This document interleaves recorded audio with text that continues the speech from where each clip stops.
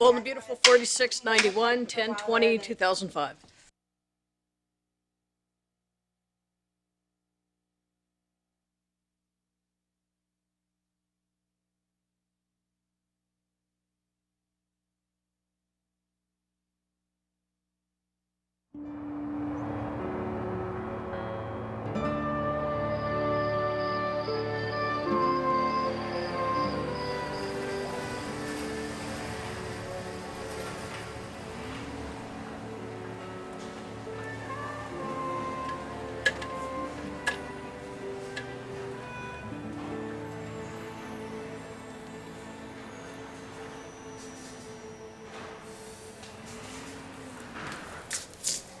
Is there something I can do for you, Stephanie? Leave my building? Sorry. No. So, you like working down here in the basement? Yeah, I'd like it more if I didn't have to see you. I should think it would feel just like home for you. Surrounded with your old husbands and lovers. Just a stone's throw away from the gutter. What's the matter? You ran out of people to push around upstairs? You need somebody to show you how to be a real CEO? Oh. What's going on with you? Have you had a meeting with a lawyer I should know about? If you must know, it has nothing to do with me. It's about Bridget. When has it ever been about Bridget for you? What have you done to her now?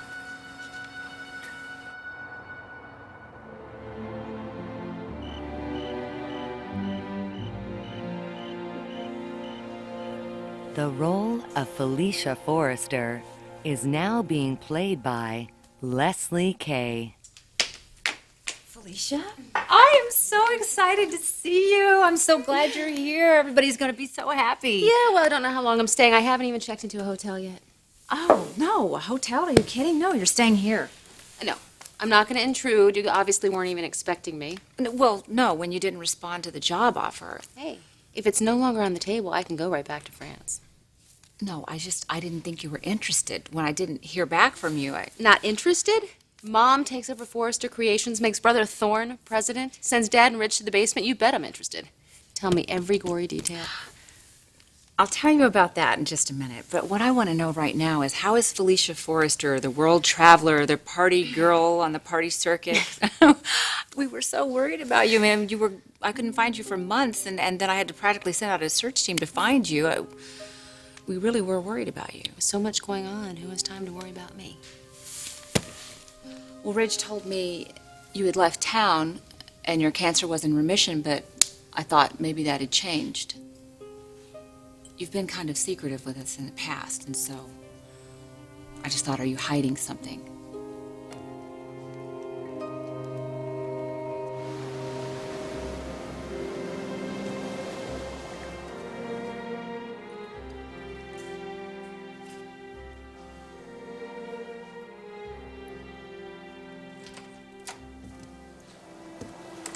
Hi.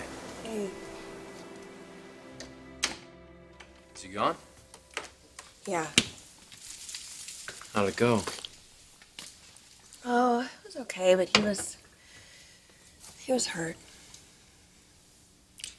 Bridget, it's okay that you want to be with the father of your child. I know, of course, but he was a really good friend to me. Well, if he's a really good friend, he won't be disappointed that that's all he's ever going to be. Well, of course he'll be disappointed. I don't blame him. You know, for a while there, it really did look like... I'm here now. I'm not going anywhere.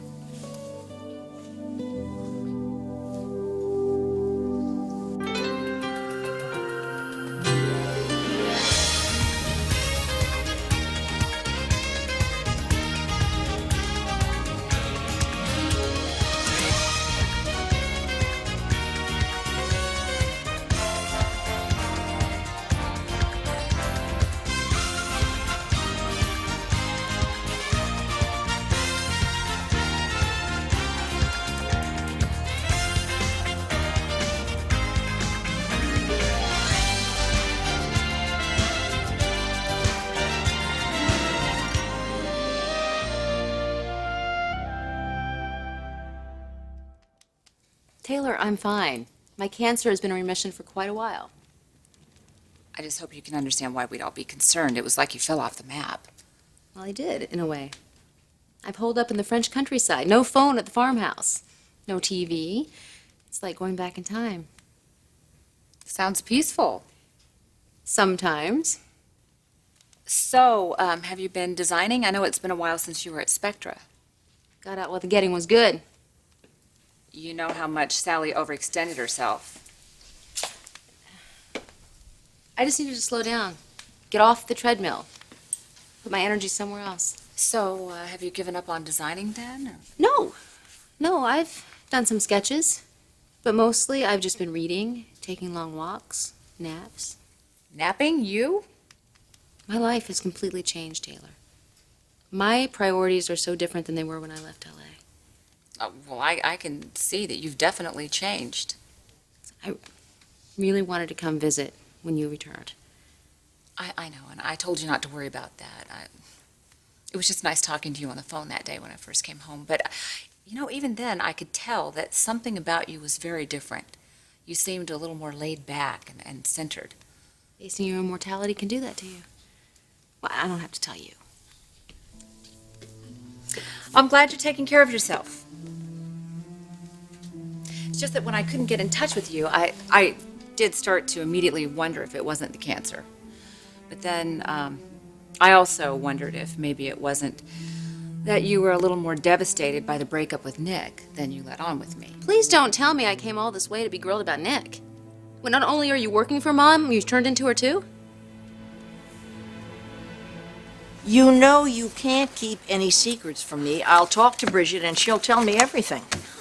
You leave her alone. Oh, you don't want me to hear her side of the story. She's having a girl. A baby girl? I'm sure she wants to tell the rest of the family, so don't go blabbing. Oh my gosh, a grandchild, a baby girl. No wonder you're in such a good mood. Pretty soon she'll be here in high school, bringing all the hotties home. Why, you must just be dying with anticipation. Only you could take good news and turn it into an insult. I'm telling you right now, I won't let you do anything to this new baby girl like you've done to her mother. To be honest with you, I feel sorry for the guy. You do? Yeah. Look what he doesn't get. He doesn't get to look at that beautiful face every day. Torture. I mean, torture. No, well, not everyone can be as lucky as you are. Amen. I thank my lucky stars every day because I get to watch you walk through the door. I get to kiss you in the morning, and you get to make my breakfast and get my beer for me and light my cigar and be a good little wife. Kidding. You kidding. better be. Hey, I'm not going to be able to, speak Italian or paint pretty pictures or cook Italian, but I will take care of my two best girls. You'll have nothing to worry about in the world. Oh, wait, did you just say you don't cook? Take out. Cleaning? Swab the marlin. Changing diapers? Diapers. Diapers. We have a few months to work on that. You know what? We have a few months to work on a lot of things. Oh, yeah. Like our marriage. Getting back in sync. And I don't mean the kitchen sink.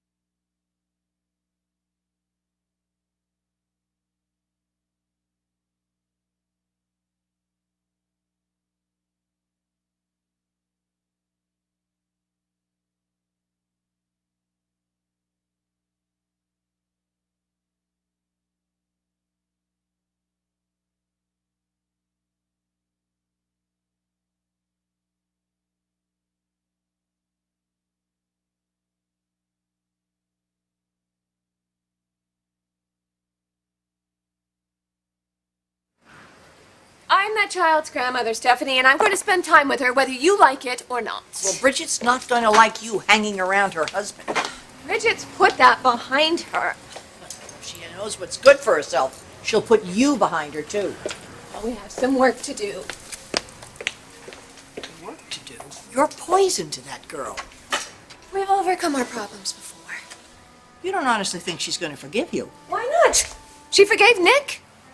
Bridget and Nick are back together. You're still trying to convince yourself that this is all going to work out and just be happily ever after, aren't you?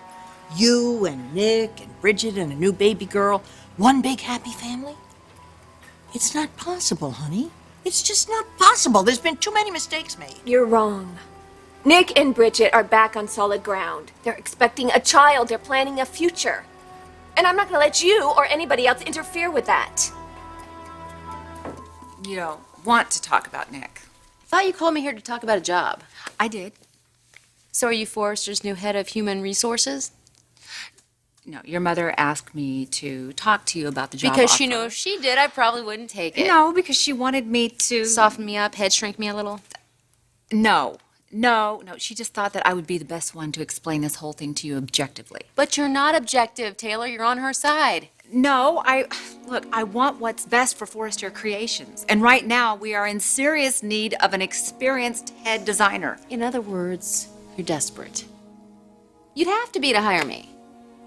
Are you kidding? We would be lucky to have you. You're one of the most talented designers in the world. And the most avant-garde. Taylor, you called my agent. You said that Mom was determined to take Forrester back to its classical roots. Yeah, we are. Which makes me think you've called me here for something else. You, Mom, and Thorne against Dad, Ridge, and Brooke. Maybe just one more player would turn the tables in your favor.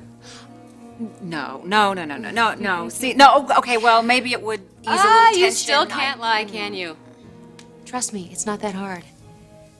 I've got it down to a science. So this is what you meant when you said you wanted to get back in sync. Well, until we have a place of our own. I just want to get to know the whole house. Oh, starting with the bedroom, of course, huh? Plan on spending a lot of time in here when I move in. Is that so? Yeah. Been a long time. Since I had a good night's sleep. Oh, right. Oh, comfy. Oh, this feels good. Oh, come on. Are you sure you're ready to become a landlubber? The ocean's right outside. Yeah, but you can't sail away in it without a boat. The ocean has been my lady for long enough. I'm ready for a change. No regrets? Regrets? Look at the deal I'm getting.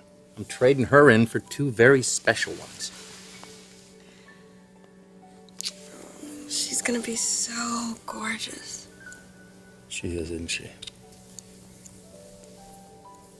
She's gonna look just like her daddy. Oh, please. Let's just hope and pray that she looks just like you.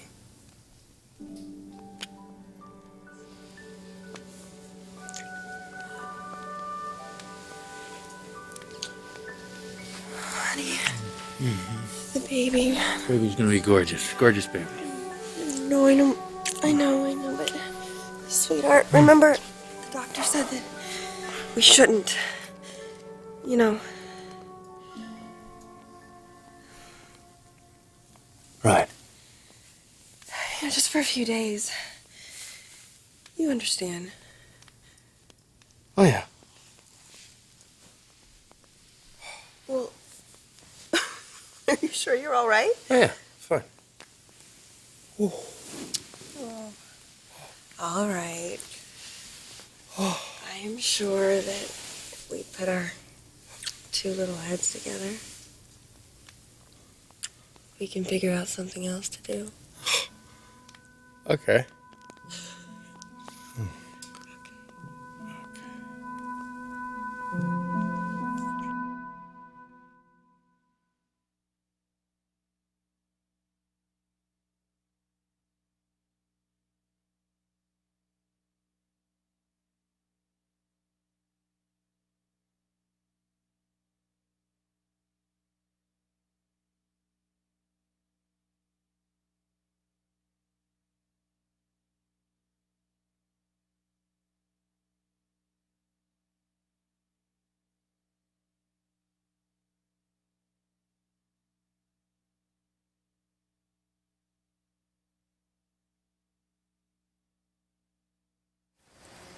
So you're to be the guardian of their relationship. Why, that's like the fox guarding the henhouse. My involvement with Nick is over. It has been for a while.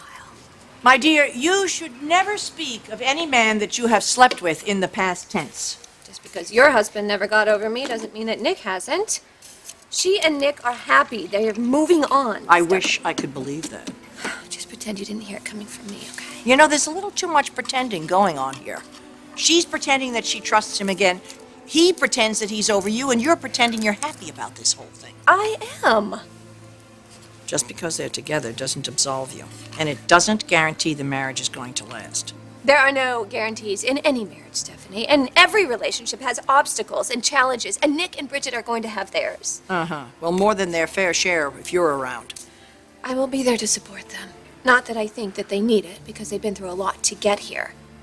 But Nick and Bridget have finally found their way back to each other, and nothing is going to derail them now.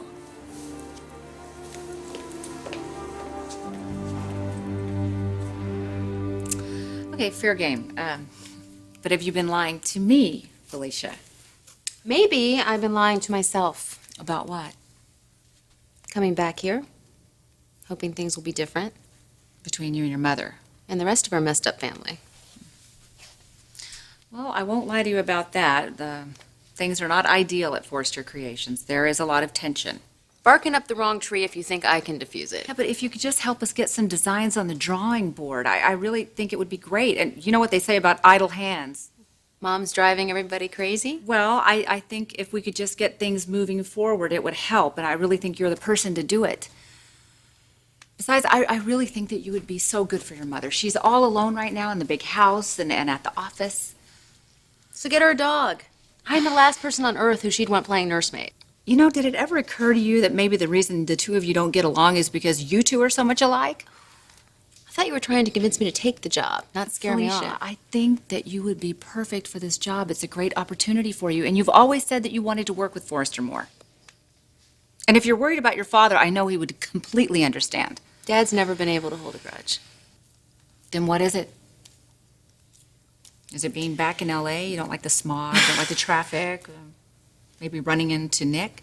I told you I don't want to talk about Nick. That is still painful for you, isn't it? No, you know what? It's pointless. I'm not hung up on Nick. I don't want anything from him. I didn't say you did. Just drop it, okay, please?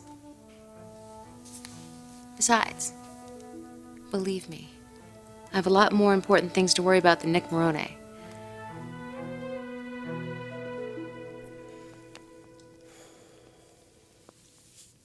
I missed you. I missed you too. Especially that crazy sense of humor. Well, I want to put more than just a smile on your face. You know that, don't you?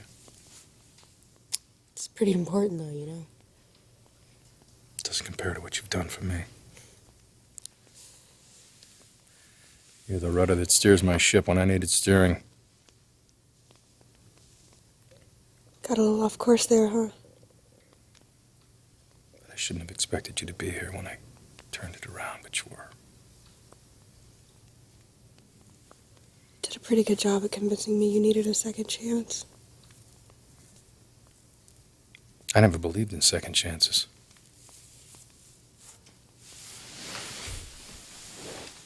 When you're manning a tanker in heavy seas, you can't afford them. Everybody has a job. You do it right or people get hurt. You don't get points for it and you don't get anything that you haven't earned. You don't think you've earned my forgiveness, do you? Not yet, no. You got it. Part of me feels like I don't deserve it. Like I've only been half there. Well, you're all here now. And I'm gonna be. For you and the baby, as long as you'll have me, and I'm not doing it because of duty or because it's the right thing to do, but I'm doing it because when I look in your eyes, I want to be that guy. I want to be that guy that you see now. You are that guy. But I haven't been, not for a while. But I'm gonna be. Tonight. For the rest of our lives.